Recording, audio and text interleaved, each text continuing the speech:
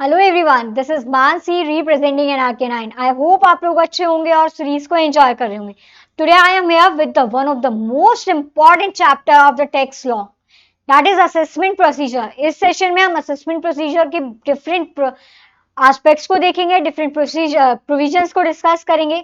ये चैप्टर आप लोगों के लिए एग्जाम पॉइंट ऑफ व्यू से बहुत इंपॉर्टेंट भी है और इस चैप्टर के कुछ जो प्रोविजंस हैं वो थोड़े से टेक्निकल भी हैं, लेकिन हाँ ये श्योरिटी है कि अगर एक बार इस चैप्टर के प्रोविजंस हमें अच्छे से समझ में आ गए तो हम इजीली उसके क्वेश्चंस एग्जाम में अटेम्प्ट कर सकते हैं।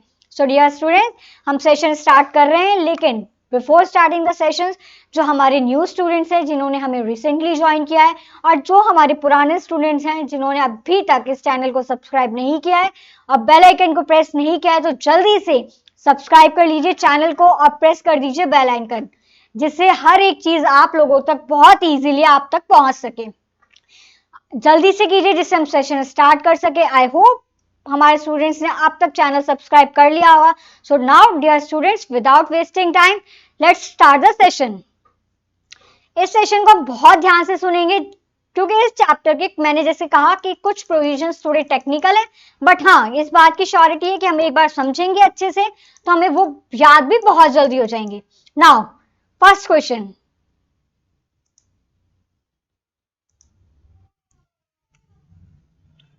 the due date of filing return of income under section 139 subsection 1 by a company having turnover of less than 100 lakhs and having no international transactions।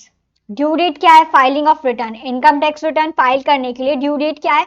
For the company whose turnover is less than 1 crore, which means 100 lakhs, or having no international transactions. So the due date is 30th September of the relevant assessment year.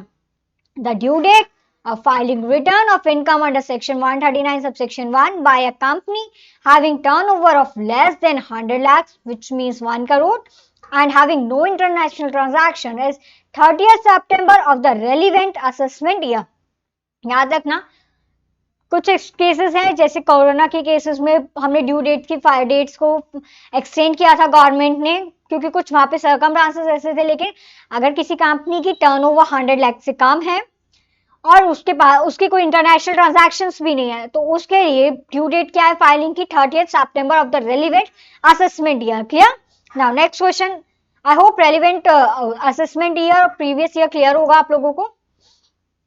Previous year जिसके income को हम taxable करते हैं in the assessment year, assessment year जिसमें हम income taxable करते हैं और प्रीवियस ईयर जिसमें हम इनकम जनरेट करते हैं, इनकम अर्न करते हैं। Clear?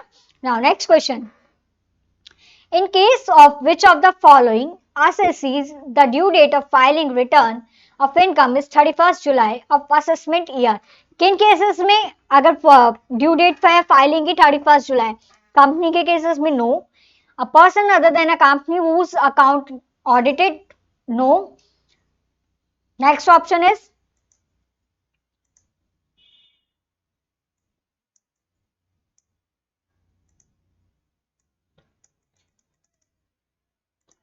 a working partner of a firm where the accounts of the firm are required to get account audited under the act, no। So answer is none of the above। इन तीन cases में किसी भी case में 31st जुलाई की due date की filing की rate applicable नहीं होती है। Clear? Now next question,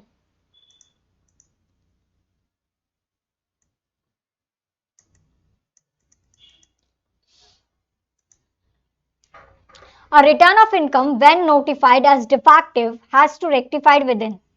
defective return को कैसे नोटिफाइड किया है? डिफेक्टिव किन केसेस में होता है?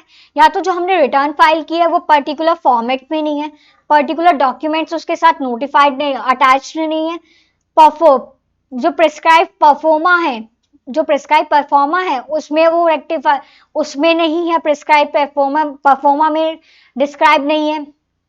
इनकम डिफेक्टिव कब कंसिडर होती है? या पर्टिकुलर इनकम का हमने फॉर्म जनरेट नहीं किया। इनकम का फॉर्म जनरेट मतलब जो पर्टिकुलर फॉर्म के लिए इनकम जो फॉर्म प्रिस्क्राइब है उस फॉर्म में नहीं है, पर्टिकुलर डॉक्यूमेंट्स अटैच नहीं है, पर्टिकुलर प्रिस्क्राइब परफॉर्मा में नहीं है, तो उसे कैसे नोटिफाइड कर देंगे? As a defective. जो इनकम टैक्स ऑफिसर्स हैं, जो उस डिपार्टमेंट के ऑफिसर्स हैं, वो कैसे नोटिफाइड कर देंगे? डिफेक्टिव। क्लियर? अब उसे रेक्टिफाइड कितने दिनों में करना है? With in 15 days. अगर किसी असेसिंग ऑफिसर ने, किसी आईटी डिपार्टमेंट के ऑफिसर ने असेसी को नोटिफाइड किया है कि आपकी रिटर्न कैसे नोटिफाइड हुई है, डिक्लेयर्ड हुई है एज अ डिफेक्टिव, तो उसे कितने दिन में रेक्टिफाइड करना है? उसे with in 15 days. Clear? Now next question.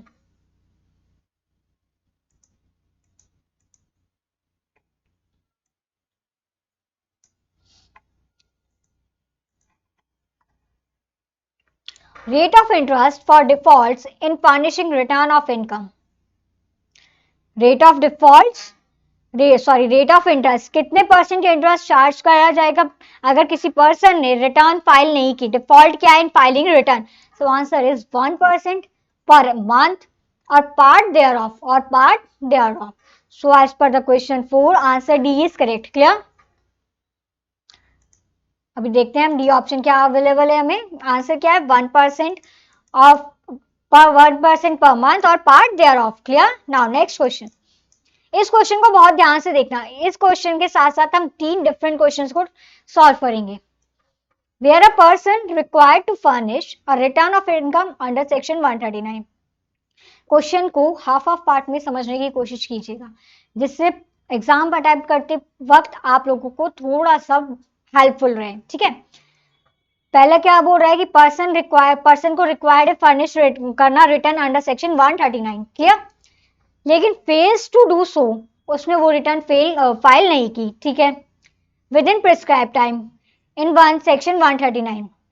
कोई पर्सन है, उसको रिक्वायर्ड है 139 सबसेक्शन 1 में रिटर्न फाइल करना, लेकिन उसने प्रिस्क्राइब टाइम में उस रिटर्न को फाइल नहीं किया। Clear? He shall pay by way of a fee a sum of if the return is furnished after 31st day of December of the assessment year and his total income exceed 5 lakh। अब ध्यान से सुनना, question क्या कह रहा है कि एक पर्सन है, मिस्टर ए एक पर्सन है, उन्हें रिक्वायर्ड था कि 139 के अकॉर्डिंग वो ड्यू डेट के अकॉर्डिंग रिटर्न फाइल कर दे, पर उन्होंने रिटर्न फाइल नहीं की एज पर सेक्शन 139 सबसेक्शन 1। ठीक है? अब उन्हें कितना पेनल्टी का अमाउंट पे करना होगा? फर्स्ट केस कि उन्होंने रिटर्न फाइल किया after 31 December of the assessment year, और उनकी इनकम कितनी एक्सीड कर रही थी? 5 लाख से ज्यादा। फर्स्ट केस में क्या है कि 31 दिसंबर के बाद रिटर्न फाइल किए और इनकम कितनी एक्सीड कर रही है? 5 लाख से ज्यादा एक्सीड कर रही है। क्लियर? फर्स्ट केस याद रखा कि 31 दिसंबर के बाद फाइल किए और इनकम उनकी एक्सीड कर रही है 5 लाख। उसके लिए उनके लिए पेनल्टी अमाउंट है 10,000। Penalty amount 10,000। क्लियर? अगर किसी पर्सन ने की इनकम 5 लाख से ज्यादा है, उसने ड्यू डेट के अकॉर्डिंग फाइलिंग नहीं की है अपने रिटर्न की, और रिटर्न फाइल कर रहे हैं असेसमेंट ईयर में 31 दिसंबर के बाद, तो उसके लिए इनकम का अमाउंट क्या है? 10,000। उसके लिए पेनल्टी का अमाउंट क्या है? 10,000। क्लियर? समझ में आया? फर्स्ट केस समझ में आया कि 31 दिसंबर के बाद है और इनकम एक्सीड कर रही है 5 lakh. Now comes to the second case कि इनकम एक्सीड कर नहीं रही है 5 लाख से ज्यादा, मतलब इनकम है 5 लाख तक, लेकिन उसने रिटर्न फाइल की है after 31 December.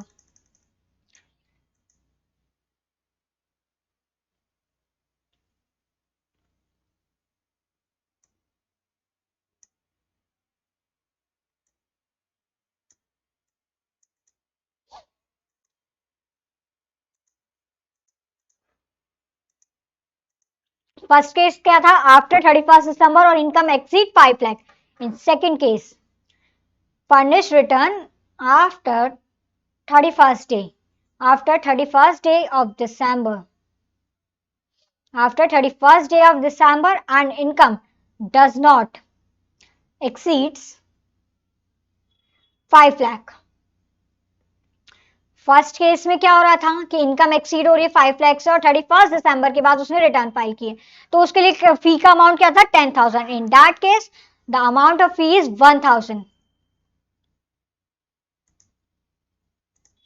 The amount of fee is 1,000। Clear?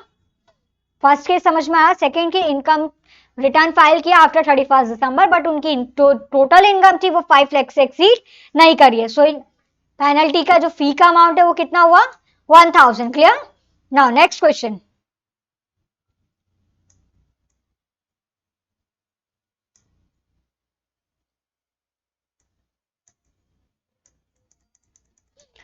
Next question में क्या बोल रहा है वो,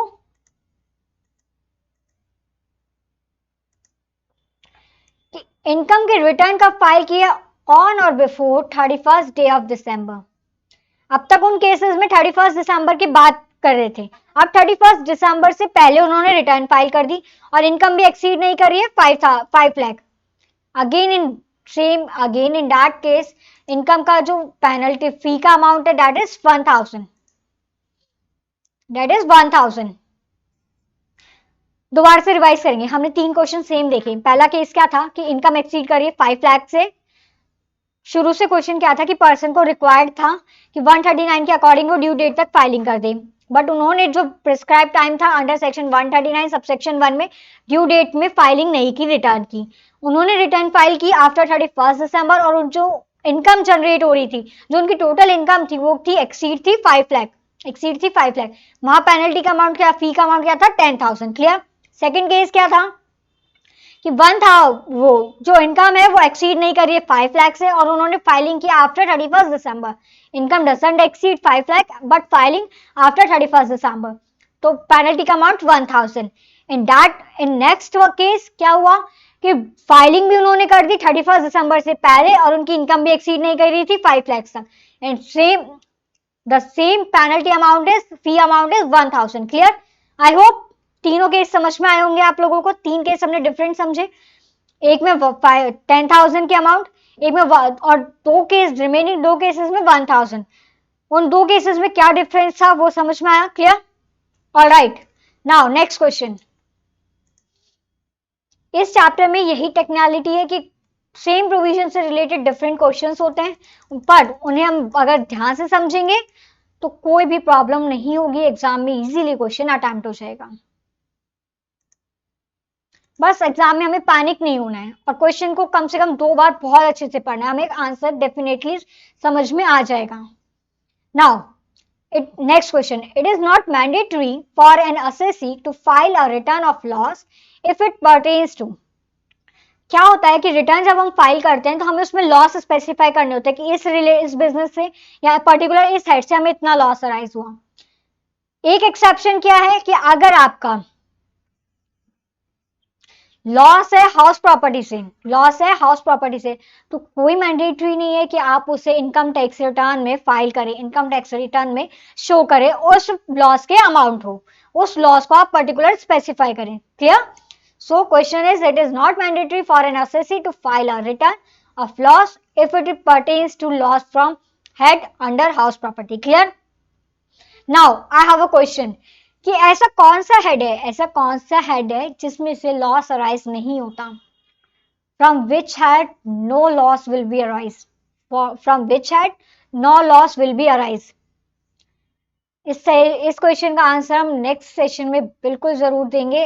अगर आप लोगों को पता है तो आप कमेंट सेक्शन में इसका आंसर देंगे, नहीं तो हम इसको नेक्स्ट सेशन में डेफिनेटली डिस्कस करने वाले हैं। क्वेश्चन क्या है कि किस हेड से हमें लॉस अराइज नहीं होता। Now moving to the next question.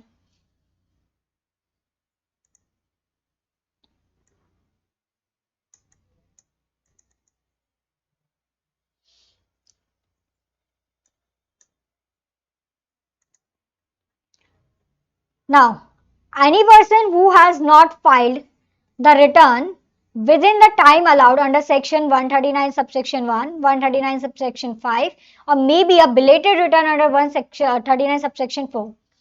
एक पर्सन ने बिलेटेड रिटर्न भी फाइल नहीं की है, जो ड्यू डेट थी उसमें भी फाइलिंग नहीं किया, रिवाइज रिटर्न भी फाइल नहीं किया, तो उस पर्सन के लिए कब तक फाइलिंग का टाइम अलाउड है। दोबारा क्वेश्चन रिपीट कर रहे हैं, any person who has not filed the return under within the time allowed under section may be filed a belated return, may be filed a belated return under section 139 subsection 4. belated return कब तक file कर सकता है। Answer क्या है इसका कि अगर before the completion of the relevant assessment year, before the completion of relevant assessment year और before completion of assessment, before completion of assessment और before completion of relevant assessment year, whichever is earlier. Question क्या था, 139(1) में भी उन्होंने return file नहीं की और 139 सबसेक्शन 4 में भी रिटर्न फाइल नहीं की। उन्हें belated return which is defined under section 139 subsection 4 कब तक फाइल कर देनी है? At any time. Now, at any time before the expiry of relevant assessment year or before the completion of assessment. So answer C is correct. A or B, whichever is earlier. Clear? Now, next question.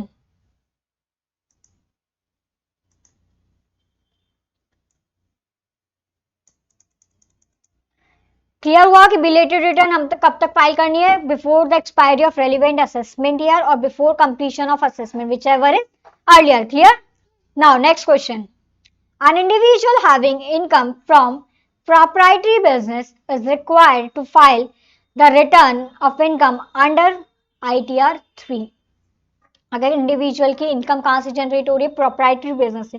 Proprietary business से तो उसको income की return कब file कर, किस form में file करनी है? ITR 3. ITR 3 किसके लिए करनी है? Individual who is having income of proprietary business. Clear? Now next question.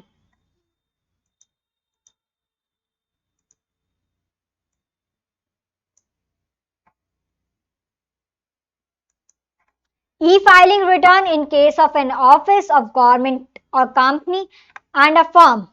E-filing return in case of an office of government or company and a firm whose account is to be audited, whose account is liable to be audited, is mandatory. जिन person की, जिन companies की, firm की या person की accounts audited है, mandatory है कि उनके अकाउंट्स ऑडिट होने हैं एज पर द सेक्शन, तो उनके लिए रिटर्न फाइलिंग करना क्या है? Mandatory. Clear? So answer A is correct. Clear? Now next question.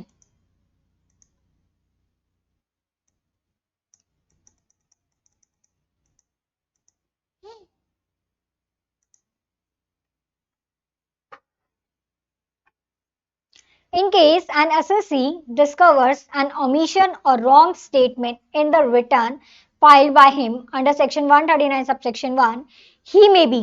अगर किसी पर्सन ने रिटर्न फाइल की है, किसी असेसी ने रिटर्न फाइल किया, उसे बाद में रियलाइज होता है कि उन्होंने कोई रॉन्ग स्टेटमेंट फाइल कर दिया या पर्टिकुलर डॉक्यूमेंट अटैच नहीं किया या गलत डॉक्यूमेंट अटैच हो गया या पर्टिकुलर किसी इनकम को स्पेसिफाई नहीं किया, तो वो क्या फाइल कर सकता है? Revise return. क्या फाइल कर सकता है? Revise return. And in case an assessee discovers an omission or wrong statement in the return filed by him under section 139 subsection 1, he may be file a revised return. Revise return क्यों है file करना है? या तो कोई omission file, omission उसे realise हुआ है कि हमने ये मिस्टेक की रिटर्न में, या कोई रॉन्ग स्टेटमेंट फाइल कर दिया, पर्टिकुलर डॉक्यूमेंट अटैच नहीं किया, तो उसके लिए क्या फाइल कर सकता है? वो revised return. Clear? Now next question. I hope यहां तक आपको समझ में आ रहा होगा.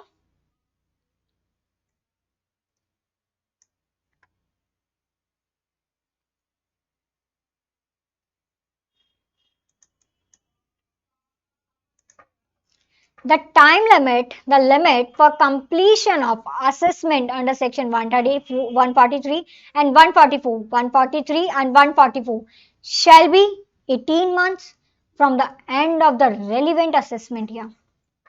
Assessment complete करना है हमें under section 143 and 144. Best judgment assessment, reassessment. Clear? तो कब तक complete हो जाना चाहिए? 18 months from the end of the relevant assessment year. Clear? Now, next question.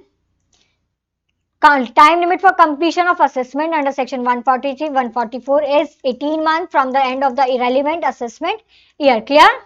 Now, next question.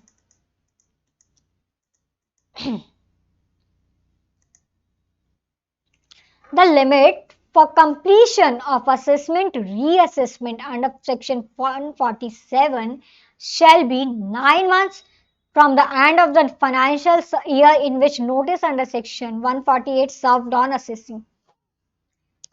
एक पर्टिकुलरली इस पॉइंट को बहुत अच्छे से याद रखना, पर्टिकुलरली सिंगल सेक्शन है 147 जिसमें असेसमेंट भी होता है और रीअसेसमेंट भी होता है. रीअसेसमेंट क्या हुआ?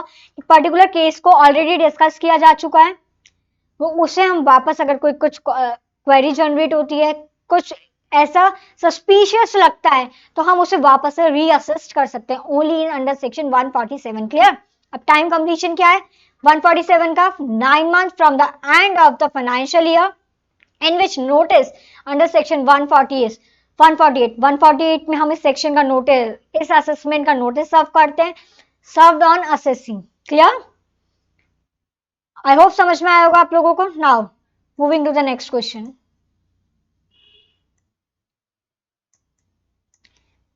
Best judgement assessment. Best judgement assessment. Next question 15 is best judgment assessment covered under section. Answer is 144.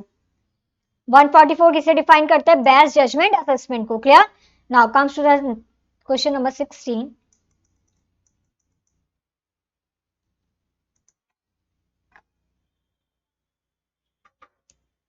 Which return cannot be revised by the assessee? Which return cannot be revised by the assessee? Belated return. Belated return specified under section 139 subsection 4 cannot be revised by the particular assessee. अगर कोई हमने income पर return file किया assessee ने, वो उसे revise कर सकता है. But if the assessee file the belated return, that he is not eligible to file the revised return. Clear?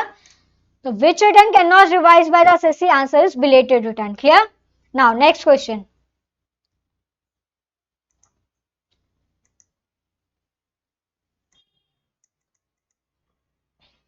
Non-filing of return.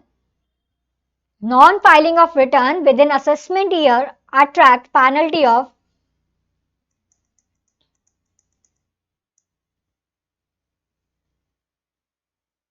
Question क्या बोल रहा है? Non filing of return relevant assessment year में return file नहीं किया, उसके लिए कितनी पेनल्टी? Answer is 5000. 5000 की पेनल्टी अट्रैक्ट होती है अगर आपने इनकम रिटर्न को फाइल नहीं किया है within the prescribe time. Clear. Next question. For applying PAN permanent account number a person need to file application in form 49A. For applying PAN, a person need to file application form in 49A. Clear? अगर किसी person को pan के लिए apply करना है तो किस में फॉर्म में फाइल करेगा? 49A में. Clear. Now next question.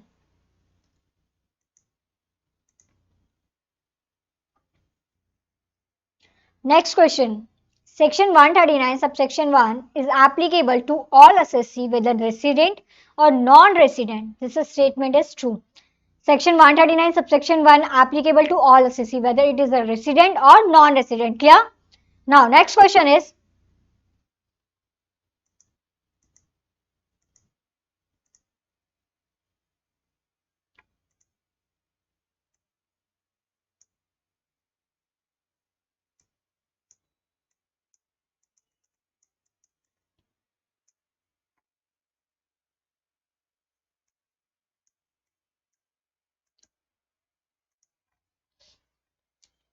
where the assessing officer under section 142 subsection 2A has asked the assessee to get his accounts audited, the audit report should be submitted within the prescribed time including extended time, that is 180 days. Question क्या बोल रहा है? Section 142 subsection 2A में अगर किसी assessing officer ने assessee को बोला है कि अकाउंट्स ऑडिटेड कराने हैं, तो अब जो ऑडिट रिपोर्ट है वो ऑडिट रिपोर्ट कितने टाइम तक सबमिट हो जानी चाहिए? 180 days. Within 180 days from the direction of, from, option देखते हैं क्या क्या है. आंसर क्या है? 180 days from the direction of assessing officer. So option C is correct. 180 days from the direction of audit by the assessing officer. Clear. अगर 142 subsection 2A में assessing officer ने असेसी को बोला है अकाउंट्स ऑडिटेड के लिए, तो audit report within 180 days from the direction of audit office assessing officer submit हो जाना चाहिए. Clear. Now next question. The notice under section 143 subsection 2, the notice under section 143 subsection 2 must be serve within 6 months from the end of financial year in which return was furnished. 143 subsection 2 में अगर notice must be, इस section में notice कितने time तक सर्व होना चाहिए? With in 6 months from the end of in the financial year in which return was furnished. From the end of the financial year, within 6 months from the end of the financial year in which return was furnished. Clear? किसका notice serve हो जाना चाहिए? इन which section? Section 143 subsection 2 में अगर notice serve होना है तो कब तक हो जाना चाहिए? With in 6 months from the end of the financial year in which return was filed. Clear. Now अब इस क्वेश्चन से डिफरेंट पार्ट स्टार्ट हो रहा है कि अपील कैसे करना है, रिवाइज कैसे करना है, ऑर्डर्स को हम कैसे किसे अपील करेंगे. Clear. Now In the appellate hierarchy for filing appeals under the income tax, the highest authority, income tax की अगर हम एपिलेट हायरार्की की बात करें तो उसमें हाईएस्ट अथॉरिटी क्या है? That is supreme court. अगर इंडिया में बात करें तो supreme court is the highest authority to to hear the appeal. अगर कोई भी अपील फर्दर किसी भी केस से रिलेटेड है तो उसके लिए हाईएस्ट अथॉरिटी क्या है? Supreme court. बट ऐसा नहीं होता है कि सुप्रीम कोर्ट हर किसी फाइल को या हर किसी अपील को हियर करते हैं, एंटरटेन करते हैं. उसके लिए एक क्वेश्चन होना, क्वेश्चन ऑफ लॉ अराइज होना इंपॉर्टेंट है. क्वेश्चन ऑफ लॉ हो या किसी इंडिविजुअल के या किसी पर्सन के फंडामेंटल राइट्स ब्रीच हो रहे हैं तो सुप्रीम कोर्ट उस मैटर को हियर करता है. क्लियर? तो in the appellate hierarchy appeal under the income tax highest authority is supreme court. Clear? Now next question.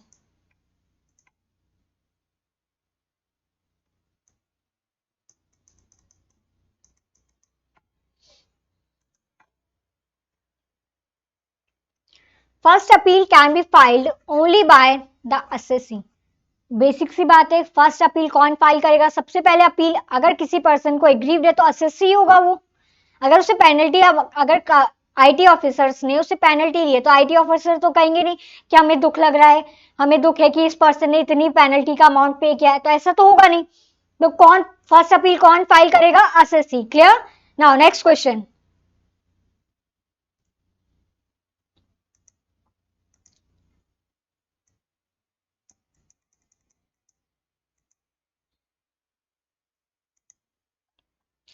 Where the commissioner passes a revision order under section 263, the taxpayer may appeal against the said order to where the commissioner ने file किया है revised order, commissioner ने revision order pass किया under section 263, under section 263.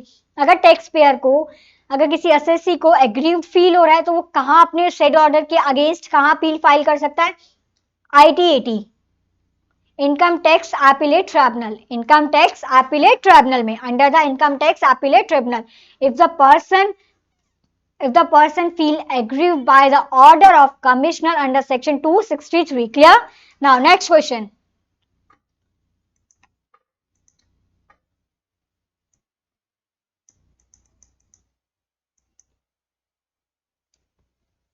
The commissioner cannot revised order. The commissioner cannot revised order. अगर commissioner किस case में order को revise नहीं करेगा? Answer is the order is appealable to commissioner until the time within the appeal may be expired when an appeal is pending. दो case में, या तो अपील का जो टाइम प्रिस्क्राइब था वो एक्सपायर हो गया, और या वही सेम मैटर पे कोई अपील किसी और कोर्ट में या किसी और अथॉरिटी के अंडर पेंडिंग है. किन दो केस में कमिश्नर ऑर्डर पास नहीं करेगा, एंटरटेन नहीं करेगा अपील को? First one is if appeal is pending in any other authority, किसी और अथॉरिटी के अंडर वो अपील पेंडिंग है, या उस अपील के लिए जो पर्टिकुलर टाइम पीरियड स्पेसिफाई था वो एक्सपायर हो गया. Clear? So answer D is correct, both A B. The order is appealable to the commissioner until the time within the appeal may be expired and when appeal is pending. Clear? Now next question.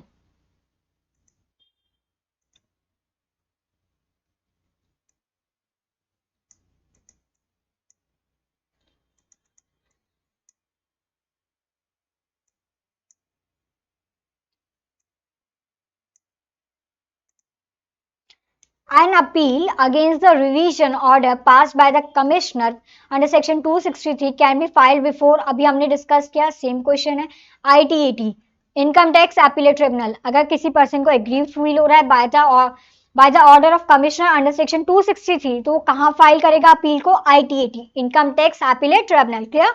Now next question.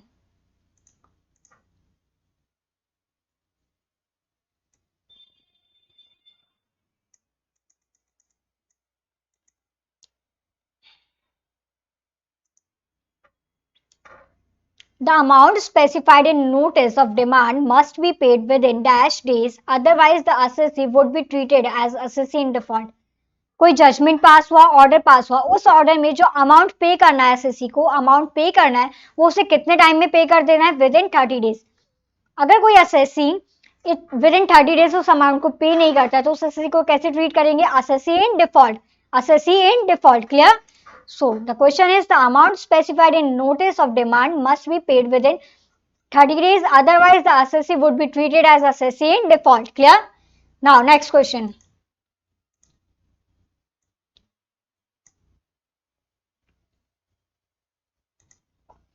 As per section 271A, as per section 271A, failure to keep, maintain or retain book of accounts would attract a penalty of, अगर 271 subsection section 271A के according जो book of accounts को maintain नहीं किया, keep नहीं किया, रखा नहीं है, रिटेन नहीं किया बुक ऑफ अकाउंट्स को, उसके लिए कितने पेनल्टी अट्रैक्ट होती है?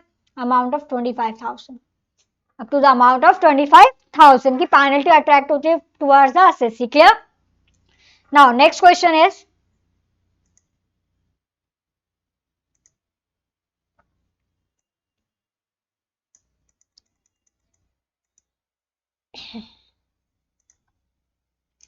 maximum amount of penalty for failure to get account audited required as per section 44AB of the act is 1,50,000. अगर किसी पर्सन को रिक्वायर्ड है to get accounts audited as per section 44AB और उस person ने अपने अकाउंट्स को audit नहीं कराया तो कितने अमाउंट की पेनल्टी अट्रैक्ट होती है? Maximum up to 1,50,000, 1 lakh 1.5 lakh तक की पेनल्टी अट्रैक्ट हो सकती है।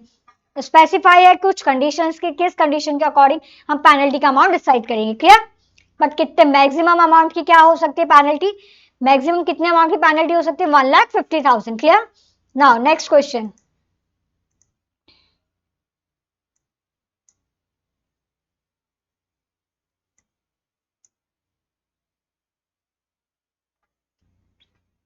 next question is penalty for failure to furnish, penalty for failure to furnish report under section 92E. अगर कोई पर्सन ने 92 सेक्शन 92E के अकॉर्डिंग रिपोर्ट फाइल नहीं किया तो उसके लिए कितनी पेनल्टी है? Answer is 1 lakh, answer is 1 lakh, 1 lakh तक की पेनल्टी का अमाउंट अट्रैक्ट हो सकता है if person not furnish the report as per section 92E, clear? So अब तक हमने असेसमेंट प्रोसीजर के, अपील्स के, रिवीजन के कॉन्सेप्ट्स को भी रिवाइज किया और क्वेश्चन को भी सॉल्व किया। आई होप आप लोगों को समझ में आया होगा। So dear students, if you want these PDF, send your PDF request to the official number of NRK9, and if you have any kind of query you can easily put your queries on the comment section and the official number of NRK9. So dear students, मैंने session में आप लोगों से एक question पूछा था, I hope आप लोगों को उसका आंसर आता होगा और अगर नहीं आता है तो उस क्वेश्चन को हम नेक्स्ट सेशन में डिस्कस करने वाले हैं। So dear students, get ready for the next session and enjoy the series. Thank you everyone.